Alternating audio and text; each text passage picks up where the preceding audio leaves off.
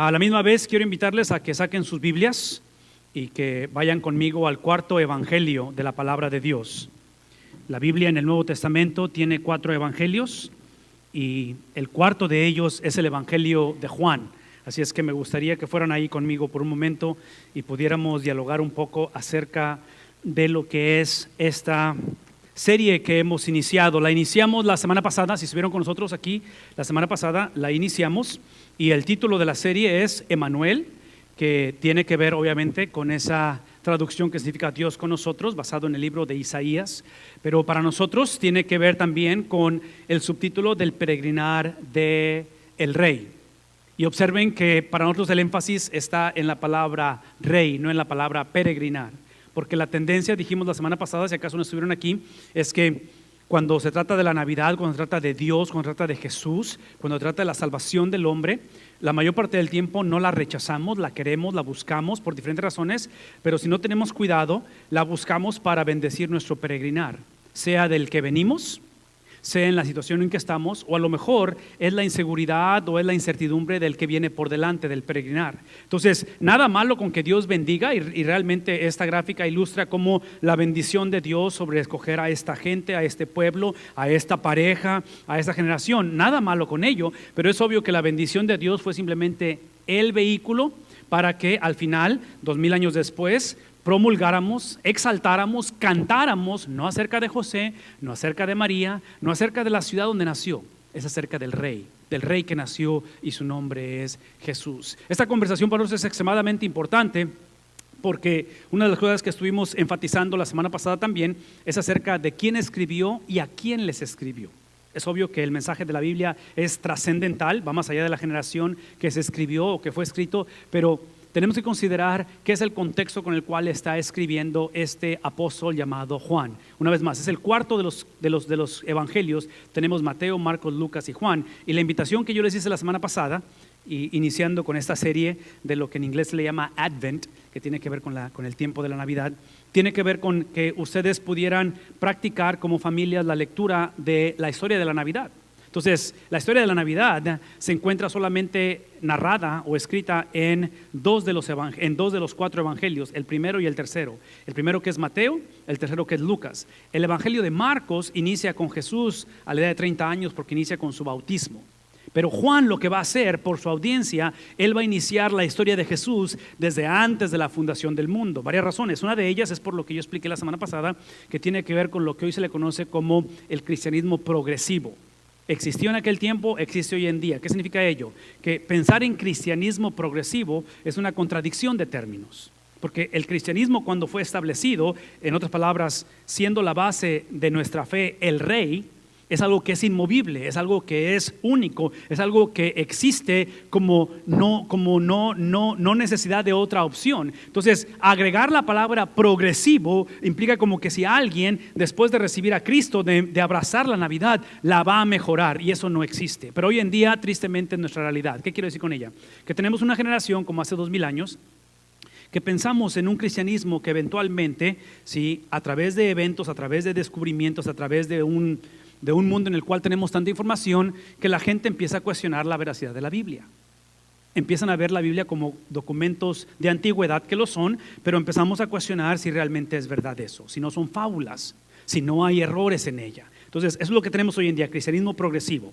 La segunda evidencia del cristianismo progresivo, ¿por qué tenemos que enfatizar este mensaje? Es por la cuestión de que tenemos una generación que en un momento dado batalla, lo cual no los culpo, batalla para tener una respuesta teológica o bíblica al problema de la maldad y el sufrimiento. ¿Cómo reaccionas cuando las tragedias suceden? No solamente en el mundo, pero en tu vida. Entonces va a poner a prueba realmente si lo que quieres es abrazar el peregrinar del rey o si nada más quieres a un rey que bendiga tu peregrinar.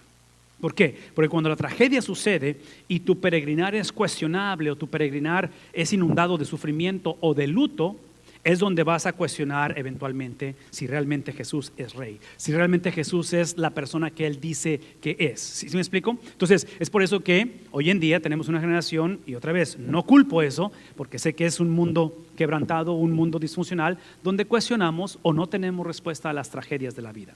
La tercera razón por qué tenemos un cristianismo progresivo, que hace 2000 años existía, es que en este tiempo, como hoy en día, tenemos un cristianismo que gradualmente se va amoldeando, se va adaptando a la moralidad de la cultura.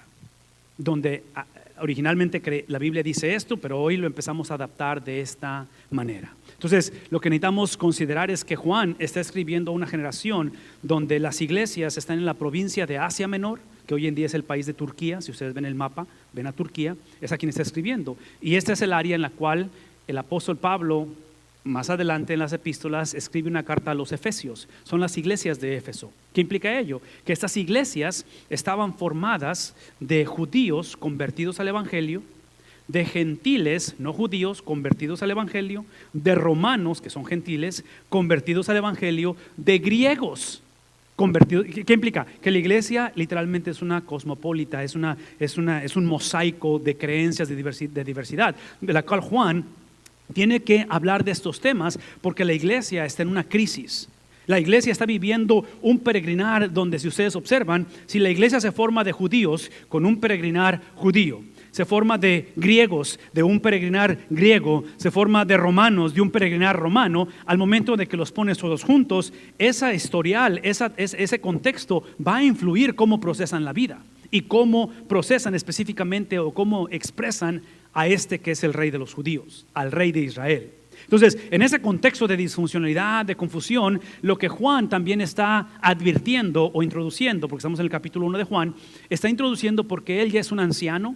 Él ya vivió con Jesús, él ya vivió la pasión de Jesús, él ya experimentó el aposento alto, él experimentó la traición de Judas, él experimentó el juicio, en este caso ilegal, que le hicieron a Cristo esa noche. Él ya atestiguó el sufrimiento físico de Cristo, él ya tiene la evidencia palpable, es lo que se llama un testigo ocular de la resurrección de Jesús. Se cree que hay una relación sanguínea entre Jesús y Juan, no está comprobado, pero ustedes observan cuando Jesús está en la cruz, es donde Jesús le dice a María: madre, he ahí tu hijo, y a Juan le dice: hijo, he ahí tú. ¿Qué es la implicación? De que implica la historia de que Juan cuidó de María, que se cree mucho de que este evangelio es escrito en las entrevistas que Juan hizo precisamente a María, en la intimidad de que ahora él cuida de ella. ¿Qué es el punto? El punto simplemente es que Juan, estando ya, como luego decimos, curtido, ya experimentado, ya viejo, ya anciano, ya Jesús ya no está entre ellos físicamente, ya sus compatriotas y sus compañeros de milicia, los apóstoles, ya no están entre ellos, ya murieron, fueron asesinados, fueron ejecutados. Él, como viejo, él sabe que para las iglesias en Éfeso la persecución es inevitable, viene atrás de ellos. Donde el gobierno romano sigue arreciando su poder, donde viene en el año 70, viene la destrucción del templo de Zorobabel, en fin, vienen calamidades. Y Juan quiere asegurarse, conforme escribe esto, conforme escuchamos la narrativa de este peregrinar del rey, él quiere asegurarse de lo que dijimos la semana pasada. Él quiere asegurarse de que ellos entienden que cuando trata de la persona de Jesús, él está en el principio. De que el nacimiento virginal, importante que es el nacimiento virginal, y otra vez, él convivió con María, entonces él sabe quién María era. Él es testigo de todo lo que ha sucedido, sí, pero él entiende que la vida de Jesús es trascendental. Su preeminencia, su gobierno, su esencia es aquella que es desde el principio. La palabra principio, dijimos la semana pasada, es la palabra que usamos en el Génesis cuando dice: en el principio creó Dios los cielos y la tierra. ¿Qué implica ello? Que antes de que existiera, antes de que el hombre tuviera la habilidad de poner una cronología y entender lo que es el concepto del tiempo, dice la Biblia que en el principio, ¿qué? Ya, sí, la palabra aquí es la palabra logos, se dice en inglés. Esta palabra logos tiene que ver, dijimos la semana pasada, con tres cosas: es una persona, es un mensaje y es la sabiduría del Antiguo Testamento. En otras palabras, estamos hablando de que este verbo, que una vez más, Juan está usando un lenguaje que la audiencia entiende. El día de ayer tomé la audacia y tomé la valentía y me armé de valor y fui al mall en la noche. Porque se requiere mucha valentía, mucho valor y mucha audacia. Me encomendé al Señor y me lancé con mi familia al mall. ¿Qué implica ello? Que cuando entramos a una tienda de zapatos, porque iba a una tienda de tenis, típicamente en las tiendas ves muchos pósters de deportistas profesionales, de los íconos de nuestra era. Y había un póster que no reconocí. Lo vi el póster y dije, y me gustan mucho los deportes. Dije, ¿y este chavo quién es? Me acerqué y vi el nombre, ni aún así lo reconocí. ¿Qué es el punto? El punto es que estas tiendas estructuran o decoran la tienda de tal manera que el mensaje está conectado con el producto que quieren vender. Hay relevancia, ¿sí me explico? Cómo la decoran, la luz que ponen, en fin, cómo andan vestidos los muchachos. ¿Han visto cómo se visten los muchachos de tiendas de zapatos de deporte? ¿Cómo andan vestidos? Como si fueran árbitros. No palabras, ¿qué es el punto? El punto es que cuando tú entras a una tienda de esas, tú no entras y dices, me pregunto qué venderán aquí. No, automáticamente sabes, inclusive los nombres de las tiendas te lo dicen. Cuando Juan usa la palabra verbo o el logos, es que está hablando o está poniendo a su audiencia donde nadie está cuestionando de qué se trata la historia. Todos saben de qué se trata la historia. Lo revolucionario no es que hable de ese verbo, de ese mensaje, de esa persona, de esa sabiduría. Lo revolucionario de Juan, que hasta cierto momento diría yo, si yo estuviera con Juan o si yo le estuviera manejando sus cuentas de los medios sociales a Juan, yo le hubiera dicho a Juan, oye Juan, espera un momento. ¿Ya viste lo que le pasó a Jesús cuando él se conmemoró o se declaró el verbo, Dios mismo? ¿Ya viste lo que le pasó a Pedro y a Santiago? ¿Ya viste lo que le pasó a los apóstoles por andar diciendo estos mensajes tan radicales? Mi pregunta es, Juan, ¿eso es lo que tú quieres? Y bueno, escribe todo un libro, ¿verdad? Así es que sí es lo que quiere. Pero el punto es de que él dice, existía el verbo, y cuando hablamos del verbo, dice él, dijimos la semana pasada, que el verbo, ¿qué cosa? En otras palabras, es donde entramos en la semana pasada en la cuestión del pretzel, donde podemos hablar de los distintivos de Dios, que son 3 personas, pero no podemos separar su esencia. ¿Sí me explico? Distintivo es de que Él estaba con Dios. Entonces es revolucionario porque esta generación, algo que era atractivo del cristianismo en ese tiempo, ya sea que seas judío, ya sea que seas griego, que seas romano, que seas quien sea, lo atractivo, a diferencia de todas las culturas, todas las religiones, es que esta religión del cristianismo se distinguía por su monoteísmo, porque era un solo Dios. Y Juan, con su lenguaje, da la impresión de que son 2 dioses por lo menos, porque está diciendo que estaba con. Entonces, para yo estar con alguien, no puedo ser ese alguien. ¿Sí me explico? Ese alguien tiene que ser alguien más, si no estoy solo. Entonces, el verbo, hablando del principio, no estaba solo, pero estaba con ¿quién? Estaba con Dios. Entonces, cuando pensamos en el nacimiento virginal de Jesús, es obvio que apreciamos, y otra vez, si alguien platicó con María mucho tiempo, fue Juan, apreciamos la experiencia, apreciamos la disponibilidad que nos narra Lucas capítulo 1, capítulo 2 del nacimiento virginal, apreciamos la intervención o la conversación entre el ángel y José en el libro de Mateo, pero al final de la historia lo que encontramos es que desde el principio estaba con Dios, y observen esto, y ese logos, esa palabra, ese mensaje, esa sabiduría era literalmente ¿qué cosa? Literalmente Dios. Por lo tanto, Juan nos enseña en el versículo 2 de que al final ese logos estaba con Dios y estaba desde el principio. La pregunta esta mañana, porque es a dónde vamos, ¿qué significa todo esto? ¿Qué tiene que ver con nuestras vidas? ¿Qué tiene que ver con la Navidad? ¿Qué tiene que ver con todo lo que estamos haciendo?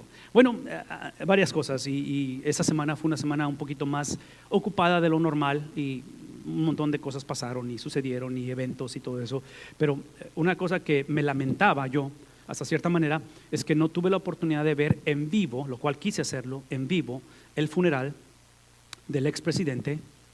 ¿Quién murió? George H.W. Bush. Yo lo quería ver y no lo pude ver en vivo. Total que se me pasó la semana y en mi mente dije, ok, al rato, en esos días me voy a la internet, busco en YouTube y ahí tiene que estar, obviamente. Anoche cometí el error ya tarde de prender la televisión. Te digo tarde porque mi levantada es muy temprano el día de hoy, y adivinen qué estaba en la televisión anoche. El funeral del presidente Bush. Empecé a verlo y no pude evitarlo. Varias cosas pasaron por mi mente. Una es que aprecié mucho. No lo vieron, necesitan verlo, no ahorita.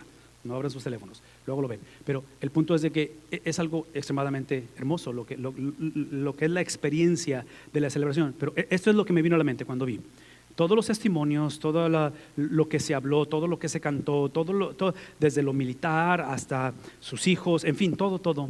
Inevitablemente lo que hizo es que conectó el carácter de este individuo con su estilo de vida. En otras palabras, todo lo que hizo él y sus logros, sus alcances, obviamente sus cosas positivas y aún las negativas, tienen que ver con quién es o quién era él.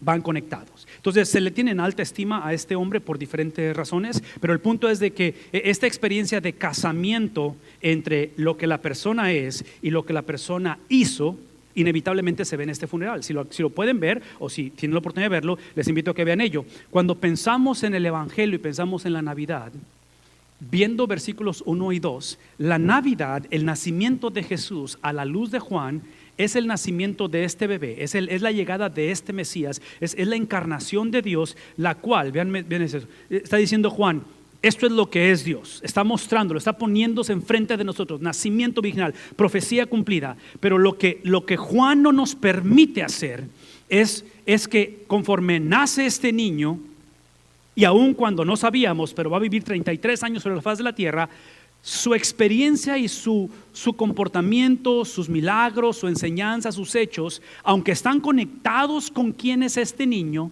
Juan nos dice que su nacimiento está conectado con todo lo que hizo desde el principio. Porque la existencia de Jesús no inicia con su nacimiento virginal, ¿me explico? Entonces, en el caso del presidente Bush, obviamente su funeral está basado inevitablemente en dos fechas. La fecha en que nació y la fecha en que es todo lo que podemos hacer, es todo lo que podemos celebrar. Juan está diciendo, yo sé que esta es la fecha en que Jesús nació. Y hay un día, hay un momento en el cual a María eventualmente vienen los dolores, eventualmente da a luz. Y es un momento en la historia, dentro de la cronología humana, que hay una fecha específica, no la sabemos, en la cual Jesús nace. Pero ese nacimiento no limita la obra de Jesús solamente en lo que tus sentidos, tu vista, tus oídos, tus manos, tu gusto o tu olfato palparon. Juan nos está diciendo que la obra de Jesús, su esencia, su trabajo fue desde el principio. Desde el principio Él existía, desde el principio estaba el verbo y ese verbo estaba con Dios, ese verbo era Dios. Y es que ahora terminamos diciendo esto, los hechos de Jesús tienen que ver con que es a través de que es el Logos, que es el verbo encarnado, es aquel que por medio de Él todas las cosas han sido, ¿qué cosa? Creadas. Absolutamente todo a través de este recién nacido rey es que todo ha sido creado. ¿Qué es lo que implica? Bueno, implica varias cosas. Y otra vez, quiero que por favor hagamos el esfuerzo de escuchar el corazón o de ver la percepción de la audiencia de Juan, porque ahí es donde se encuentra la autoridad de la Biblia.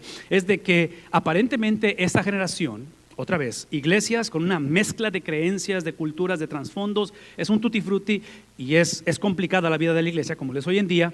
Lo que está haciendo Juan es que está poniéndole dirección a la vida y sentido a las cosas. En otras palabras, lo que está diciendo Juan es de que que es el verbo, que literalmente es Dios desde el principio, en Génesis la Biblia dice que a través de lo que Él hace, dice, las cosas son creadas.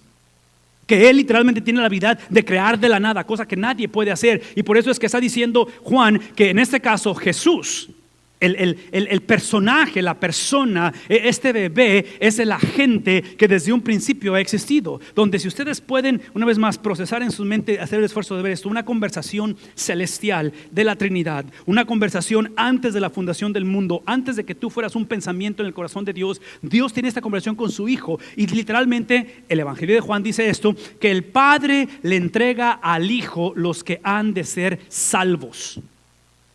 Hablando de la predestinación o de la elección. El Padre, antes de la fundación del mundo, le entrega al Hijo a aquellos que han de ser salvos. En otras palabras, eso es lo que está diciendo. Es que si tú eres un hijo de Dios esta mañana, si tú eres salvo, tú eres un regalo que el Padre le dio al Hijo. ¿Sí? ¿Captamos eso? En otras palabras, tu salvación no dependió exclusivamente de que tú dijeras sí a Jesús. Tu salvación es el producto de una conversación en amor, en armonía, otra vez el prezzo, donde el Padre le dice al Hijo, te voy a entregar a aquellos que van a ser salvos. Es obvio que sabemos la historia y el precio de este regalo. ¿Qué implica el precio? Implica que vas a tener que morir por ellos. ¿Sí me explico? Pero eso lo hablaremos más adelante en lo que viene siendo la Semana Santa. Esto implica que esa conversación de salvación trasciende y ahora es la conversación de creación. De que el Padre usa al Hijo en función para ser la razón por la cual crear las cosas. De tal manera que esa creación, observen lo que está pasando, porque otra vez, la audiencia de Juan tiene la habilidad de que ellos cuestionaban cómo fueron creadas las cosas, por qué existimos, para qué existimos. De tal manera que una influencia muy grande, porque ellos dominan el mundo en ese tiempo, hablando de la historia universal, Alejandro Magno, ¿sí? Alexander the Great.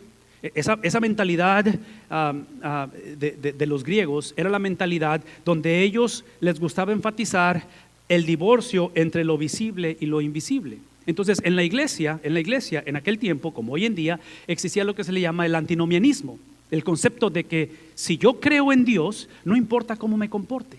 Si yo creo en Dios porque soy salvo, inclusive sacamos pasajes como 1 de Juan 1:9, que dice que si confesamos nuestros pecados, Él es, en otras palabras, tienes un botón que es borrón y cuenta nueva.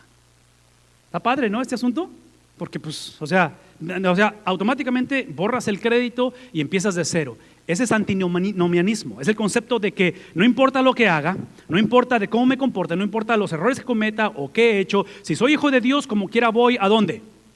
Inclusive, la carta de los Gálatas, por ejemplo, está escrita por esa razón de antinomianismo y por el otro extremo es el legalismo.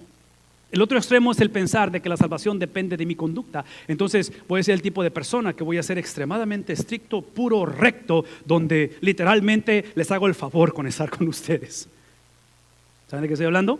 Es el legalismo en el cual caminamos con en inglés se dice self-righteousness, una justicia ¿qué? Propia.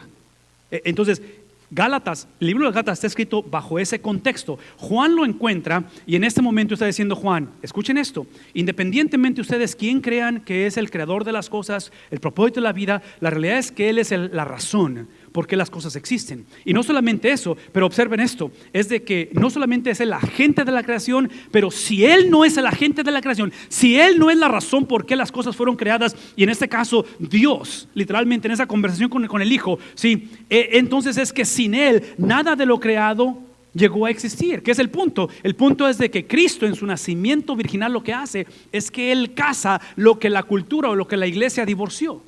¿Sí? Los griegos o la iglesia había divorciado el creer las cosas, que es el mundo invisible, tus sentimientos, tus convicciones, tus pensamientos, lo que no podemos tocar, lo que no es palpable, con lo palpable. Inclusive esta semana recibí una llamada o un texto, fue texto, y donde la conversación eventualmente me llevó a predicar en un funeral de una familia que no conozco o que no conocía. Nunca había hablado con ellos, no son de nuestra iglesia. Entonces, cuando yo llego, y típicamente lo que hago como pastor, cuando voy a funerales o bodas o lo que sea, donde no conozco la familia, pero específicamente funerales, cuando llego, lo primero que hago es que busco a la persona con la que he estado en contacto, y la segunda cosa que hago, porque no quiero que me pase lo que me pasó anteriormente, es que voy con el director de la funeraria y le pido la hojita donde está el, ¿cómo se dice? ¿Obituario se dice? ¿Sí? Donde está la información del difunto. Entonces, típicamente es una hojita oficial de la funeraria donde está el nombre de él, las fechas de nacimiento, de dónde viene, y algo que me llamó la atención luego es que empiezan a estar toda la familia, en este caso la esposa, los hijos, los nietos y demás familiares. Pues la hojita estaba larga, porque era familia tras familia, tras familia, tras miembro de familia, una familia muy, muy grande. Y cuando lo vi me dio gusto ver eso, no que murió, me dio gusto ver eso, porque una es que iba a predicar el evangelio, segunda dije yo, todavía no entraba a la capilla y dije yo, aquí va a haber bastante gente. La otra es que es relación sanguínea, y típicamente cuando hablo en funerales trato de enfocarme en esa relación, trato de enfocarme en la cuestión de cómo fuimos creados para esa relación. Y inclusive típicamente voy a Juan capítulo 14, donde Jesús está despidiendo a sus discípulos, y el despedirse es un dolor tremendo, ese despedirse de ellos. Dice él en Juan 14, no se turbe vuestro corazón, creer en Dios, creer también en, ¿qué dice? Y luego dice, en la casa de mi Padre, muchas, en otras palabras, son las palabras de Jesús diciendo, hey, nos vemos. Entonces, ese concepto de despedirse, quiero que lo traduzcan de esta manera, porque en funerales como estos, especialmente de la perspectiva cristiana, y regresando a las iglesias de Éfeso, existía y existe esta regla no hablada o esta subdoctrina de la doctrina de que en este mundo estamos haciendo nada más un rehearsal. Este es un cáliz, que la verdadera vida inicia ¿cuándo? Cuando lleguemos ¿a dónde? Esa no es la perspectiva bíblica. La Biblia no enseña de que aquí nada más échale ganas, ojalá no te portes mal. Si te portas mal, pues no lo vuelvas a hacer. ¿Sí me explico? Y nada más paga tus taxas, ven a la iglesia y no hagas cosas malas. Eso es lo que pensamos muchas de las veces. La palabra de Dios enseña que el nacimiento de Jesús, si Él es el agente de la creación, si Él estuvo desde el principio, desde antes de la fundación del mundo, y la creación es el producto de una conversación donde el Padre usa al Hijo como la razón, como el motivo por el cual todo es creado, es obvio que la experiencia de la encarnación de Jesús, la llegada a este mundo, es para que dejemos de divorciar lo visible con lo invisible.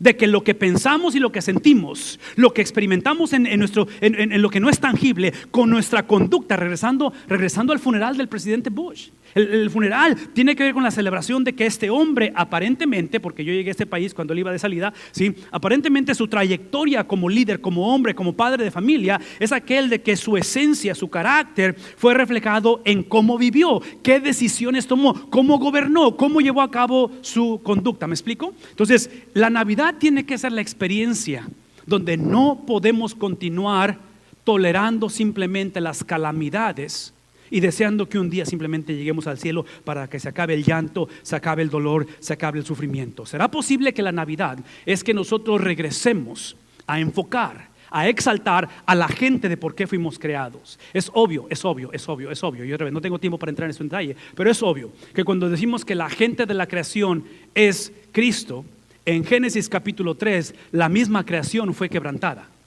¿Me explico? Y Pablo dice en Romanos que la creación gime para ser redimida una vez más. ¿Qué implica ello? Que este divorcio entre lo visible y lo invisible, este divorcio entre lo que creemos y cómo nos comportamos, este divorcio en lo que dice la Biblia y lo que creo de la Biblia, pero lo que siento por otras personas, lo que tal vez en cuestión de lo que decimos en inglés lip service, es nada más porque estoy en la iglesia, es nada más porque soy cristiano, es porque así dice la Biblia, pero realmente en el corazón, ¿qué es lo que siento? Exactamente lo opuesto. Es algo que Jesús tiene que lidiar en esta temporada. De tal manera que Juan dice lo siguiente, porque observen lo que dice. Es en Él, es en esta habilidad de que Él es el agente de la creación. Él es aquel que en un momento dado, las ovejitas que estaban siendo pastoreadas por los pastores que fueron a adorar a Jesús, ¿quién creó las ovejitas? La estrella que siguieron los hombres del oriente, ¿quién creó esa estrella? El bebé. ¿Sí me explico? Los ángeles que descienden y hablan a los pastores, ¿quién creó esos ángeles, esos seres celestiales? ¿Quién los creó? El bebé que están adorando. ¿Sí me explico? Entonces, si ese es Jesús, si Él es supremo, si Él es eterno, es entonces que en Él, en ese verbo encarnado, estaba ¿qué cosa? En otras palabras, lo que hace Dios es que a través de la expresión del nacimiento de Jesús, no solamente nos da vida, sino que nos modela lo que es la vida. El primer Adán falló la tarea, ¿no es cierto? El primer Adán, que tenía comunión íntima con la vida, decidió ¿qué? ¿Qué es lo opuesto a la vida? Por primera vez, en Génesis capítulo 3, el hombre experimenta no muerte física. ¿Qué tipo de muerte? La segunda muerte, la muerte espiritual. Entonces, encontramos en Jesús que en Él está la vida. Es en Jesús donde literalmente encontramos la habilidad de que la vida de Jesús es puesta en la tierra para ser el dador de ella. Jesús viene a la tierra para darse a sí mismo. Isaías 53, el siervo sufriente. Filipenses capítulo 2, Pablo diciendo y explicando que aquel que estaba en la misma esencia, forma como Dios, que dice no escatimó, sino que simplemente ¿qué hace? Se desprende de sí mismo, de tal manera que esta vida, una vez más, esta vida que está en Jesús, si tú la has abrazado o si deseas abrazarla, la razón principal por qué tú eres parte de la creación de este agente, la razón principal por qué tu mundo invisible, sentimientos, pensamientos, emociones son conectados y casados con lo físico, la razón principal es porque cuando tú abrazas la vida es para que te conviertas en un dadivoso. Véame tantito, porque la tendencia es buscar a Dios para que Él ¿qué? Para que Él me dé. Inclusive si Dios no me da lo que yo espero que me dé, voy a buscar otro Dios o no voy a creer en Dios. ¿Sí me explico? Y la tendencia de uno es en un momento dado ver la vida simplemente como la ausencia de muerte. Aparentemente en el Evangelio de Juan encontramos que la vida no es simplemente la ausencia de muerte. La vida es tener la habilidad de dar. Es la habilidad de darnos mutuamente. De tal manera que dice que esa vida era, ¿qué cosa? Esa vida es traducida en el lenguaje de Juan como la luz de literalmente la humanidad. Esta mañana quiero que vean que esa luz es que está describiendo es verdad y es el conocimiento. No es la ausencia de ignorancia. Sí, en mi mente no pude evitarlo, pero cuando escucho o leo que esa vida, lo que acabo de escribir, era la luz de la humanidad, estoy pensando en la entrevista entre Jesús. Adelanten la cinta y vénganse a la crucifixión de Jesús. Cuando Jesús va a ser crucificado, Jesús tiene una entrevista personal con un hombre llamado Pilato. Y la conversación entre ellos tiene que ver con esta palabra. Esto es lo que Pilato está buscando. Eso es lo que todos estaban buscando hasta 2000 años. Y hoy en día, eso es lo que la gente está buscando. La gente hoy en día desea tener ese sentido de la verdad. La gente teme errar. La gente, nuestros jóvenes, temen tomar decisiones en falso. La realidad es que dice la Biblia que esa vida era literalmente la verdad. Esa vida era literalmente la doctrina. Era el mensaje completo de que Él estaba desde el principio, de que Él es el verbo hecho carne, de que ese verbo estaba con Dios y ese verbo, ¿qué dice el versículo 1? Era Dios mismo. Sí, entonces, por favor, escúchenme. Por mucho que me gusta ver la aplicación de la Biblia, tenemos que hablar de la doctrina de la Biblia. Tenemos que hablar de la esencia del Evangelio para saber qué hacer con ello en aplicación. ¿Me explico? Pero esta mañana observen que esa humanidad o esa experiencia de doctrina, can we go to the next one, guys? Esa experiencia de doctrina es la que Juan nos está llevando o motivando a pensar. Next one, please. En un momento dado, donde esa verdad, ese conocimiento tiene un propósito redentor. Observen lo que sucede aquí. Es que esta que es la luz, esta que ha sido puesta en medio de nosotros. Al principio les dije que la tendencia es buscar la luz, buscar el verbo, buscar a Cristo, celebrar la Navidad para que nos vaya bien. Entramos el mes de enero con un montón de buenos propósitos. Y ahora sí, este año cambian las cosas. Este año yo sé que bajo de talla 32 a talla 29. ¿Sí me explico? Y otra vez, no estoy criticando cuando tenemos propósitos, pero escuchen eso. Cristo no es un cosmic butler. ¿Recuerdan esa palabra? Cosmic butler. Él no es un sirviente cósmico. Él no vino a este mundo simplemente para ver dónde te daba comezón o qué problema tienes o qué tragedia te pasó. Le importa tu vida. Pero Cristo vino a este mundo, primeramente, esto es lo hermoso del Evangelio, a exponer, ¿qué cosa? De que no hay justo absolutamente ni siquiera uno. De que la llegada de Jesús no es para mejorar la condición de los judíos. La llegada de Jesús no es para que las cosas salgan como los judíos dicen, o como la iglesia dice, o como Estados Unidos dice, o como tu familia dice, o como tu abuelita dijo, o como tu pastor previo dijo. La llegada de Jesús es para que entendamos que que es el agente de la creación y que por Él todo existe, y que la tarea de Jesús es volver a casar lo visible con lo invisible.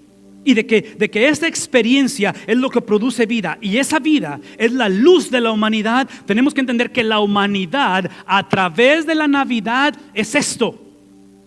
La Navidad no es simplemente decir ojalá en esta Navidad todos nos llevemos bien. Ojalá el tío que anda peleado, ojalá ahora sí venga y ya no eche pleito, porque siempre no eche perder la cena de Navidad.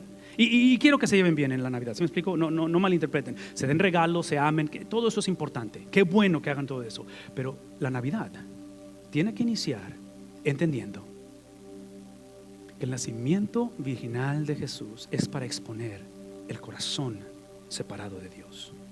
De que no hay manera de que podamos pasar un año más o iniciar un año más simplemente pensando que la meta de esto es modificar o mejorar la conducta de los hijos. O que este año ojalá mi hijo deje esas costumbres y finalmente venga a la iglesia. Lo cual queremos que venga a la iglesia, lo cual nos gusta que estén en la iglesia, pero de nada sirve hacer una experiencia religiosa si no hemos entendido que la luz, el nacimiento de la vida en medio de nosotros tiene que exponer nuestra condición separada de ese Dios, de tal manera que esa separación la traducimos como aquel que nos ayuda a entender que en su misericordia, porque fue desde el principio, Él siempre ha promovido su manifestación. de que el nacimiento de Jesús es simplemente una manifestación en claridad, de que esa claridad del Evangelio es aquella donde las tinieblas literalmente, ¿qué sucede con las tinieblas? Y menciono las tinieblas porque, otra vez, voy a ser honesto y eso va a sonar un poquito negativo, pero no, otra vez, anoche cometí el error de ver la televisión muy tarde, que esta mañana pagué el precio al levantarme, pero escuchen esto. ¿Saben qué fue una de las conclusiones después de ver el funeral del presidente George H.W. Bush? Esta fue mi conclusión. Y lamento haber terminado así, apagar la televisión, porque yo sabía que iba a batallar para dormirme y batallé para dormir un poquito. Mi pregunta fue: ¿será posible que este es uno de los últimos, si no el último de los funerales a nivel presidencial, donde vemos la proclamación, la lectura y los cantos con una centralidad en el Evangelio? ¿Será posible que este es el último de los presidentes de una generación que ahorita quedan solamente 3, nada más para ponerlos en perspectiva, 3 quedan sobrevivientes del ataque de Pearl Harbor? ¿Saben de qué estoy hablando? Pearl Harbor, lo que pasa en la base militar ahí en Hawái. Solamente quedan 3. En otras palabras, esta generación, la mayoría ya no están con nosotros. Y no es que fueron mejores que nosotros, no es que ellos son el modelo a seguir. Cristo es el modelo a seguir. Todo lo que estoy diciendo es que es inevitable. E inclusive les invito, les imploro que no pase esta semana. Y va a tener que ser en YouTube, pero busquen el funeral del presidente Bush. Siéntense con sus hijos y hablen acerca de los elementos de ese funeral. Porque yo estoy convencido que el funeral en el cual vimos esta semana es uno de los últimos, si no el último. ¿Por qué? Porque somos una generación que a nivel liderazgo, desde gobiernos hasta el liderazgo del hogar, el liderazgo de liderarse a uno mismo, tristemente está gobernado ¿por qué? ¿Captamos esto? ¿Será posible? Este es el punto, ¿será posible que la tragedia no es el reino de tinieblas? ¿Será posible que a lo mejor, y aquí es donde quiero que cuestiones, que hables, que ores, que proceses, que dialogues esto? ¿Será posible que esto hoy en día le hemos llamado luz? Porque hace 2000 años es lo que sucedió. Hace 2000 años la luz caminó entre nosotros. ¿Y qué hicimos con la luz? Lo crucificamos, ¿no es cierto? Lo que era la luz, lo que fue la gente de la creación, lo que fue el verbo hecho carne, ¿qué hicimos con él? Literalmente le llamamos tinieblas. O sea, nuestro compás está de cabeza. Y el problema no es que esté de cabeza, el problema es que pensamos que el norte es sur, la derecha es izquierda y la izquierda es derecha. Necesitamos regresar a entender que lo hermoso del Evangelio no es simplemente esta mañana que reconozcamos que estamos en tinieblas, que necesitamos la luz, pero entender que la razón por qué tenemos que hacer esto es porque la historia nos muestra, y otra vez en los próximos domingos lo vamos a hablar en detalle, es como aun cuando las tinieblas trataron de extinguir la luz, aun cuando el gobierno romano hace 2000 años hizo una matazón de niños, aun cuando Jesús sale expatriado, ¿a dónde? A Egipto. Aun cuando él eventualmente dice: Jerusalén, Jerusalén, que matas a tus, aun cuando él dice: nadie es profeta en su propia, y eventualmente va a decir al final de la jornada: Padre, perdónalos porque no saben lo que hacen. Esta es la promesa. Juan está diciendo, después de ver todo eso, después de caminar todo este tiempo y después de ver el futuro de la iglesia, puedo dar testimonio de que las tinieblas no han de prevalecer contra ella. No porque la iglesia va a mejorar, no porque los romanos se van a ir, pero porque la luz, aun cuando lo pusimos en un madero y lo pusimos en un sepulcro, en el tercer día, ¿qué le pasó a él? Resucitó. Y su resurrección cambia completamente, no solamente la Navidad, pero el curso de la historia. No solamente la situación de un gobierno, que deseamos el cambio de un gobierno, pero inicia en un hogar donde la centralidad de esta Navidad está en el hecho de que este ser que nace en Belén de Judea es el mismo Dios vivo y activo en el mundo en que vivimos. Y de que estas tinieblas nunca van a poder extinguir la luz de nuestro Dios.